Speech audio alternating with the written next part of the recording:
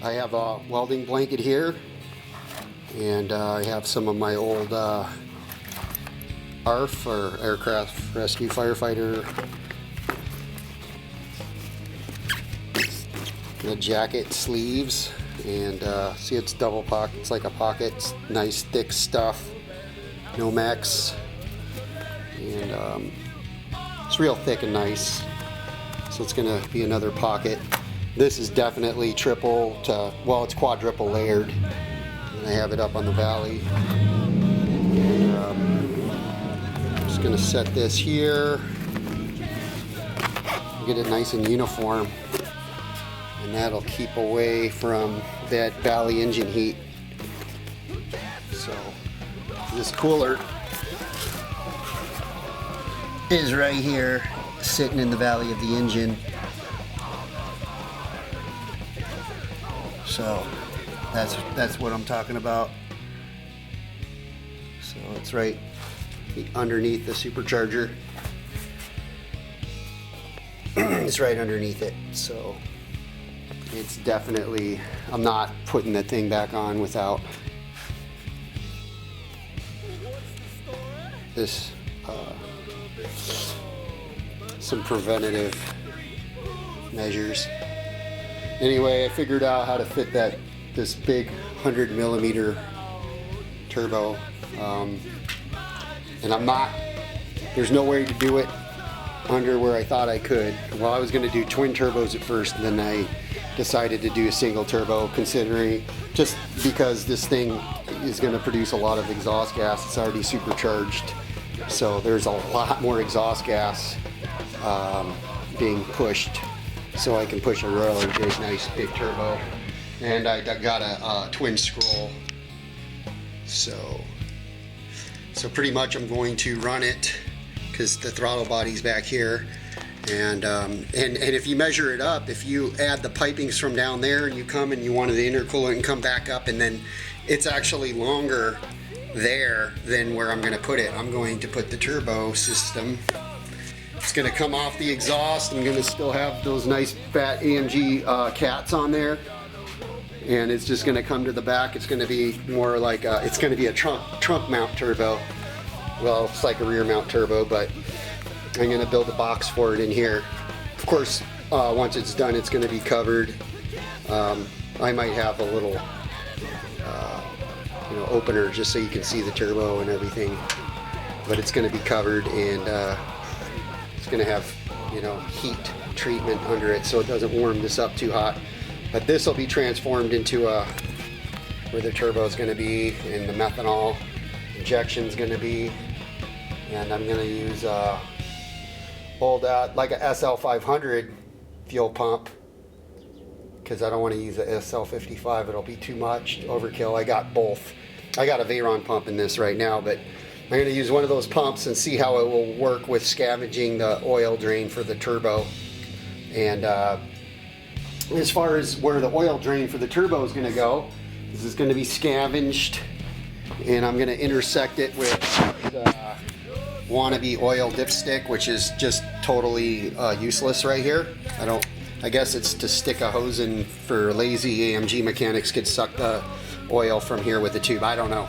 But anyway, this tube goes down to the top of the oil pan, so I will actually tee into this and intersect this down there, and that's where the oil drain will go, and it'll be scavenged from the bottom of the turbo. As far as the oil feed for the turbo, I will intersect it here just after this Fluidyne NASCAR oil cooler I have that's going to be on the side, which I had that set up on my last setup. But it's going to be teed on to where the cooler oil is, and it's going to come into the oil feed line, obviously to the top of the turbo. So I got oil to the turbo, I got the oil drain assessed. Definitely need methanol injection, and I'm definitely going to need larger injectors. I already got a super overkill fuel pump. It's good for 1200 horsepower. I could double that up, but I'm not going to run more than probably 850 rear wheel. I don't really want to go that. But I do want to put the bigger turbo. I know I could turn it up to 1000 horsepower, but I don't want to have it that powerful because I mean, the motor's built, the transmissions could handle the power because that was built, but you know, I would probably have to lower the compression even more. But I'm just going to be spraying lots of methanol and water injection, have that tuned right, and so it's nice cool air. And then of course that cooler, I have a huge massive pumps and heat exchangers for the last stage. I don't know who the hell's calling me, but so yeah, blah blah blah. That's what's going down. Town Julie Brown.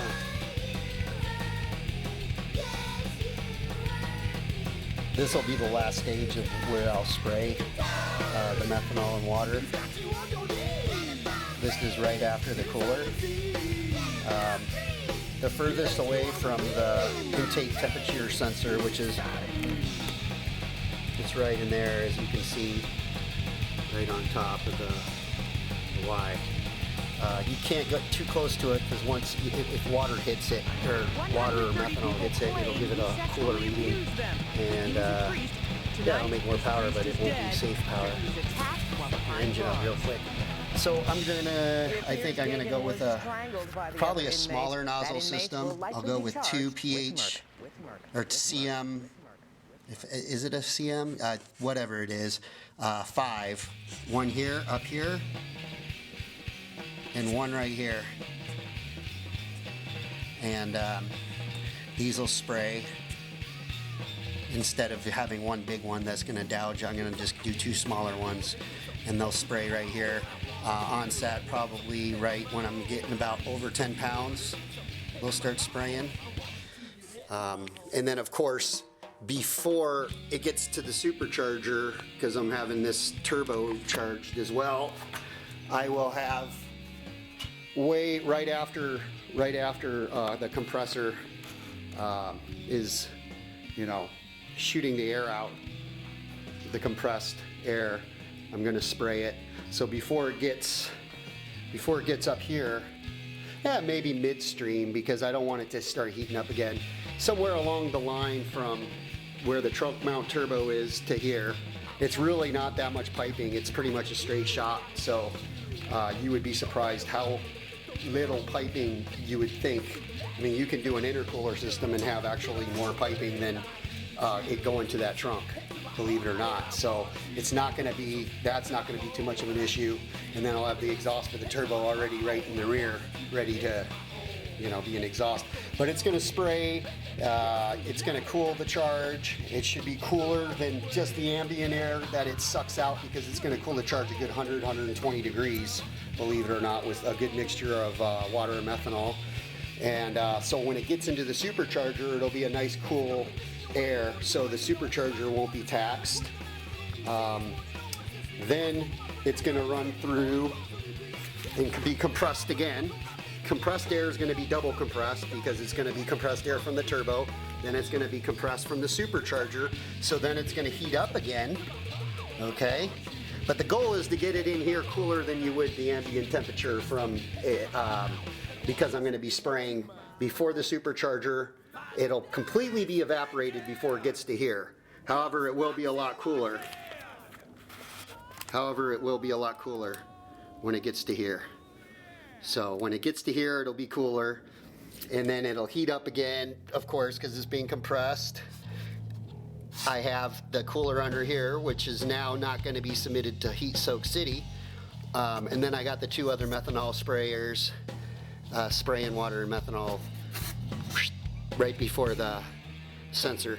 So everything that's sprayed is before the sensor, so that sensor will understand the exact temperature of what air is being rammed into the engine.